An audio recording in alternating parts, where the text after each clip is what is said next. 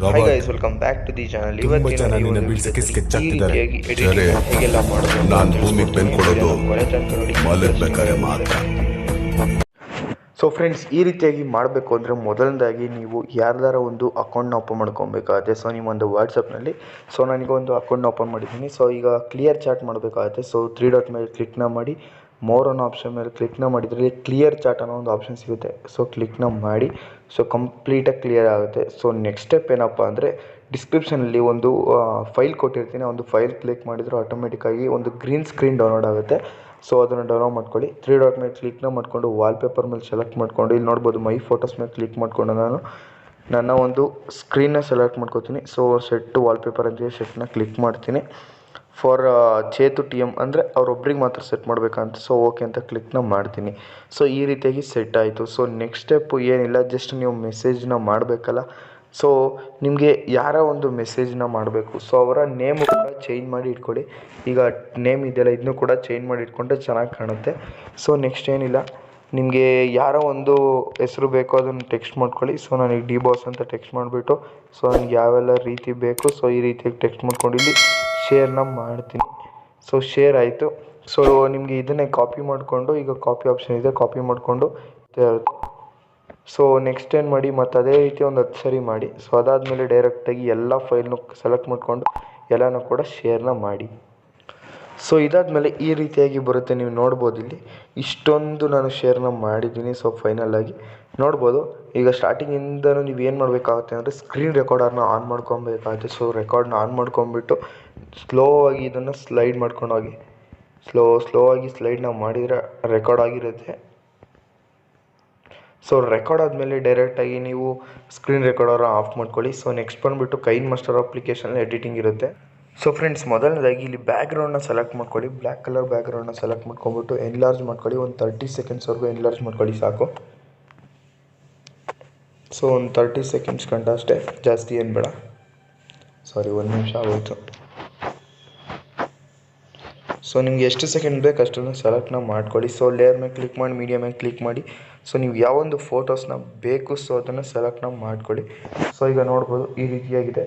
So ಈ ಒಂದು ಇಮೇಜ್ನ ಇಷ್ಟು ಗಂಟ ಸೆಲೆಕ್ಟ್ನ ಮಾಡ್ಕೊತೀನಿ. ಸೊ ನೋಡ್ಬೋದು ಇದನ್ನೇನು ಮಾಡ್ತೀನಿ, ಫುಲ್ಲು ಡ್ರ್ಯಾಗ್ ಮಾಡ್ತೀನಿ. ಸೊ ಕೊನೆವರೆಗೂ ಕೂಡ. ಸೊ ಇದೆಲ್ಲ ಆದಮೇಲೆ ನೆಕ್ಸ್ಟ್ ಈ ಇಮೇಜ್ನ ಮೇಲೆ ಕ್ಲಿಕ್ ಮಾಡಿಕೊಂಡು ಓವರ್ ಆ್ಯನಿಮೇಷನ್ ಮೇಲೆ ಸೆಲೆಕ್ಟ್ ಮಾಡ್ಕೊಂಬಿಟ್ಟು ಇಲ್ಲಿ ನಿಮಗೆ ಬ್ಲಿಂಕ್ ಸ್ಲೋ ಅಂತ ಇದೆಯಲ್ಲ, ಸೊ ಅದನ್ನು ಕ್ಲಿಕ್ನ ಮಾಡ್ಕೊಳ್ಳಿ. ಸೊ ಇದಾದಮೇಲೆ ನೆಕ್ಸ್ಟ್ ಏನಪ್ಪ ಅಂದರೆ, ಸೊ ನೆಕ್ಸ್ಟ್ ಒಂದು ಫೋಟೋನ ಸೆಲೆಕ್ಟ್ ಮಾಡ್ಕೊಳ್ಳಿ. ನಿಮಗೆ ನೆಕ್ಸ್ಟ್ ಯಾವ ಫೋಟೋನ ಸೆಲೆಕ್ಟ್ ಮಾಡ್ಕೊಬೇಕು ಅದನ್ನು. ಸಾರಿ, ಇದೇ ಬಂತು ಮತ್ತೆ. ಸೊ ನಿಮಗೆ ಯಾವೊಂದು ಫೋಟೋ ಬೇಕು ಸೊ ಅದನ್ನು ಸೆಲೆಕ್ಟ್ನ ಮಾಡ್ಕೊಳ್ಳಿ. ಸೊ ಅದಾದಮೇಲೆ ಎನ್ಲಾರ್ಜ್ನ ಮಾಡ್ಕೊಳ್ಳಿ ಈ ರೀತಿಯಾಗಿ. ಸೊ ಈ ರೀತಿಯಾಗಿ ಎನ್ಲಾರ್ಜ್ ಮಾಡಾದ್ಮೇಲೆ ಇದನ್ನು ಫುಲ್ಲು ಡ್ರ್ಯಾಗ್ ಮಾಡ್ಕೊಳ್ಳಿ. ಸೊ ಇಲ್ಲಿ ಇದೆಯಲ್ಲ, ಇಲ್ಲಿ ಕೆಳಗಡೆ ಫೋಟೋ ಇದೆಯಲ್ಲ, ಸೊ ಫಸ್ಟ್ ಇಂಪೋರ್ಟ್ ಮಾಡಿದಲ್ಲ ಅದ್ರ ಮೇಲೆ ಕ್ಲಿಕ್ ಮಾಡಿಕೊಂಡು 3 ಡಾಟ್ ಮೇಲೆ ಕ್ಲಿಕ್ ಮಾಡಿಕೊಂಡು ಬ್ರಿಂಗ್ ಟು ಫ್ರಂಟ್ ಅದಿದೆ, ಫ್ರಂಟ್ನ ಸೆಲೆಕ್ಟ್ ಮಾಡ್ಕೊಳ್ಳಿ.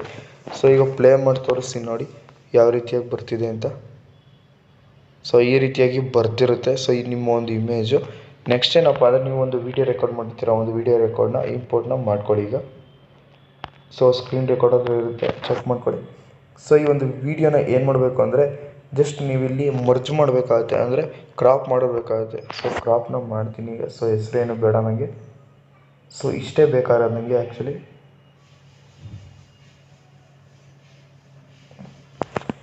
ಸೊ ಇಷ್ಟಾದಮೇಲೆ ಡೈರೆಕ್ಟಾಗಿ ಇಲ್ಲಿ ಸೆಲೆಕ್ಟ್ನ ಮಾಡ್ಕೊಳ್ಳಿ. ಸೊ ಇಷ್ಟಾದಮೇಲೆ ನೀವು ಫುಲ್ಲು ಡ್ರ್ಯಾಗ್ ಮಾಡಿಕೊಂಡು ಈ ರೀತಿಯಾಗಿ ಸೆಟ್ ಮಾಡ್ಕೊಳ್ಳಿ.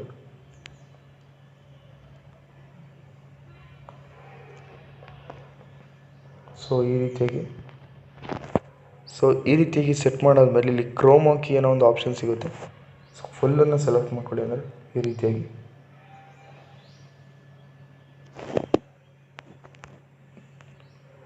ಕ್ರೋಮಾ ಕೀ ಸೆಲೆಕ್ಟ್ ಮಾಡ್ಕೊಂಡಾದ್ಮೇಲೆ ಈ ಒಂದು ಕೀ ಏನಿರ್ತಾ ಇದೆಯೋ ಈ ರೀತಿಯಾಗಿ ಡ್ರ್ಯಾಗ್ ಮಾಡ್ಕೊಳ್ಳಿ. ಸೊ ನೋಡ್ಬೋದು ಈಗ.